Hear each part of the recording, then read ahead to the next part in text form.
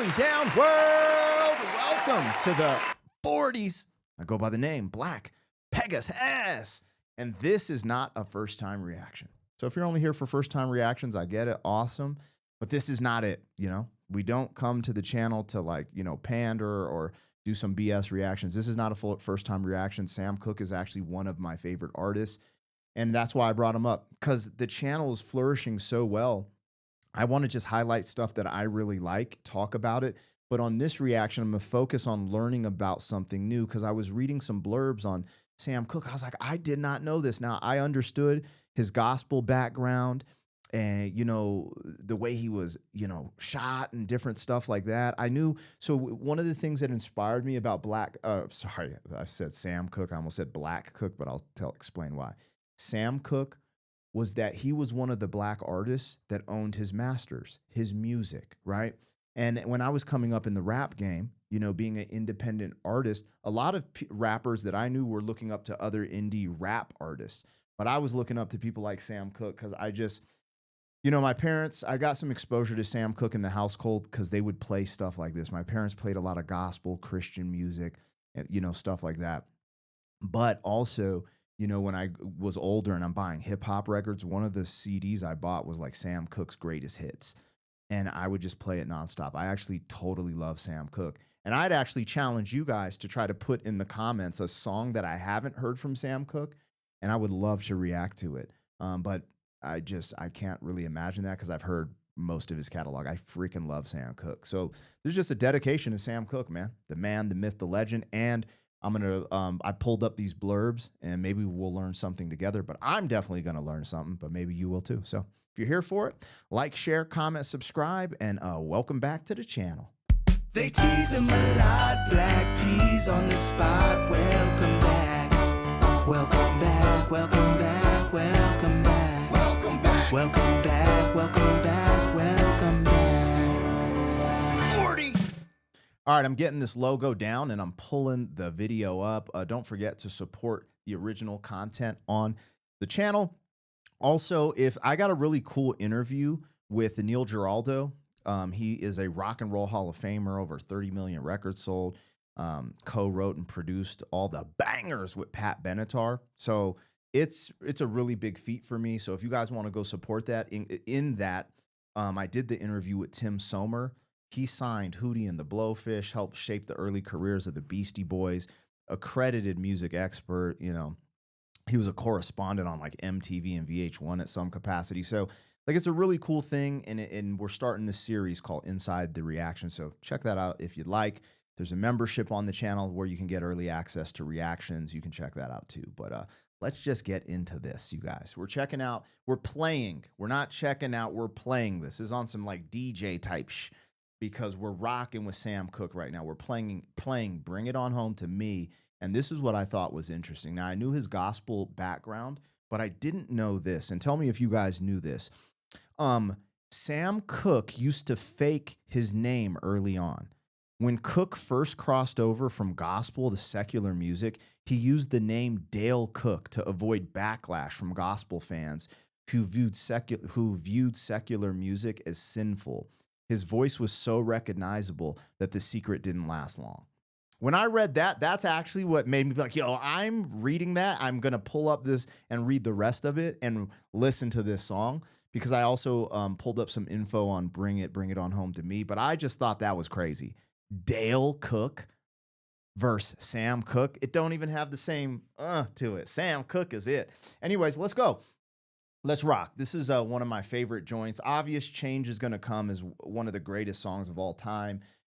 Another Friday night and I ain't got nobody. I got some money because I just got paid. There's so many. Dude, I love Sam Cooke. Love him to death. Let's go. The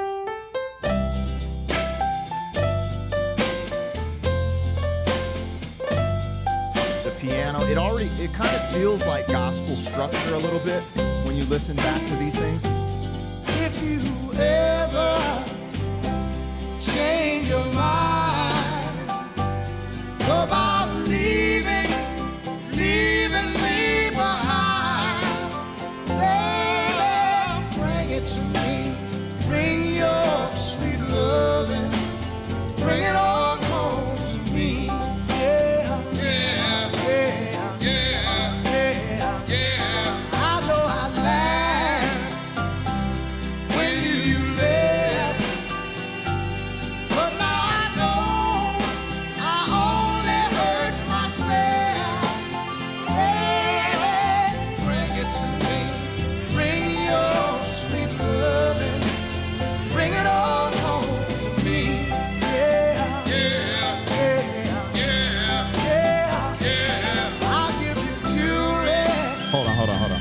hold on. I want to talk about this because this song means a lot to me. So when me and my wife were just boyfriend and girlfriend, we went through a moment that was very taxing on our relationship, turbulent. My fault, of course. Anyways, I'll take full accountability for when I make mistakes. That's just how I am, how I live. However, I remember playing this song, like, you know, thinking these things and these words being like very impactful. Like, you know, I don't want this to end and just come back home. You know, I know I effed up, but just give me, and she probably doesn't know this. Hopefully she doesn't watch this reaction, but if she does, you know, we had these moments and I was just like, I just always kind of knew she was the one, she was the special one, even if I was being stupid, let's say. And this was one of the songs that resonates with me when it's just like, come on back home, girl, you know, type of thing. Bro, I love the soulfulness in his voice. Like, it's just so crazy. But I had another blurb pulled up because I didn't realize this. You know, I'm not like this super artsy person. You know, I'm not like super well read. Like, I'm just being honest. I'm rough around the edges. I'm the kid from the other side of the tracks. That's just me, you know? So like when I see some of these things and I just think it's dope. But let me see if I can find the blurb about this. It was something about Lou Rawls. Okay, so this is a soulful call and response gospel throwback is what it's saying here. Even though it's a secular love song, Bring It On Home to me is structured like a gospel duet. Sam Cooke brings the church-rooted style to a pop soul setting, and you'll hear that Lou Rawls is singing the deep background responses.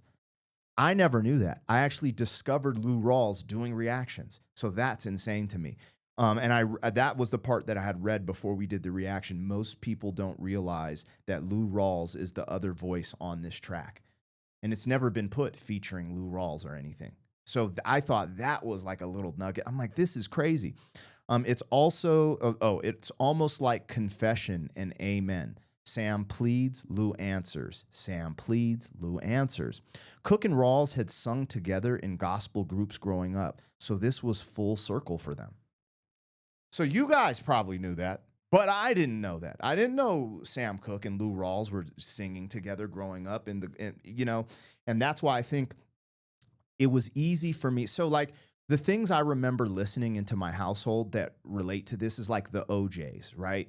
Sam Cooke, things that were either gospel like the OJs where they mix in their faith and belief in the music, or something like Sam Cooke where you feel the gospel being expressed. My parents loved BB and CeCe Winans. They liked this other dude named Carmen. A lot of Christian music was played in my household growing up. My dad liked funk. He liked jazz, but he wasn't bumping it all the time. You know what I'm saying? So I think they just went through, I think you go through chapters in your life. And by the time we were born and growing up, we were in the chapter where I heard like a lot of gospel style music. So, you know, that's why I decided to do this too. Like, it just brings back memories. And I don't know, I love Sam Cooke, really. But I would, again, challenge you guys to tap it in the comments with something obscure that I haven't heard from, because you got to think Cupid, one of the biggest songs ever, the Chain Gang joint, like Sad Mood, Having a Party, like all of the stuff on the screen, I know. I can almost sing word for word at some capacity. But anyways, if there's an obscure song that I haven't heard from him or a collab he did with Lou Rawls, bro, tap into the comments. Let's go, man. That's what the channel's about. And money too. Yeah. Yeah. Yeah. Yeah. Yeah. Yeah. I'll give you jewelry and money too. That ain't all. That ain't all I'll do for you. To me, bring your sweet loving, bring it all home to me. Yeah, yeah, yeah, yeah, yeah, yeah. You know I'll always be your slave till I'm buried in my grave. Oh, bring it to me, bring your loving, bring it on home to me. Yeah, yeah, yeah, yeah, yeah, yeah. One more thing I try. I don't understand what it is about Sam Cooke. I've heard this song a million times. I've heard his whole catalog over and over again. I remember a whole year just playing his greatest hits CD. I'm like at somewhat infatuated with Sam Cooke, but still, every time I just take time to really just listen, I almost get choked up with emotion because the way his voice and the soul from him just stirs me with emotion. It just stirs me and riddles me with emotion, his vocals. Every time. Every time. You know how you listen to something over and over, you can kind of get numb to it? That's really hard to do for me with Sam Cooke. Anyways, I love this. Let's go. Also, I remembered saying, I forgot I did a Journey reaction. I forgot what song, but I noticed something that Steve Perry was doing. I was like, for some reason, this part reminds me of Sam Cooke a little bit. And then people were saying that Steve Perry was really influenced by Sam Cooke at some capacity. I don't know that to be true or not. That was just in the comments. But I like to include you guys, the comment section, in my dialogue and vernacular. Anyways, let's rock, man. Let's ride on off into the sunset. And let's get a couple more nuggets here because there's a few things that I haven't read yet. And I just think it's cool. Like, you know, I grew up, I knew his name, you know, knew he's from gospel, knew he owned his masters. I'm like, I just love the music. But like, you know, learning a little something I think is great. Bring it on home to me. Yeah, yeah, yeah, yeah, yeah. One more thing I tried to treat you right, but you stayed out day and night. But I'll forgive you. Bring it to me. Bring your sweet loving. Bring it on home to me.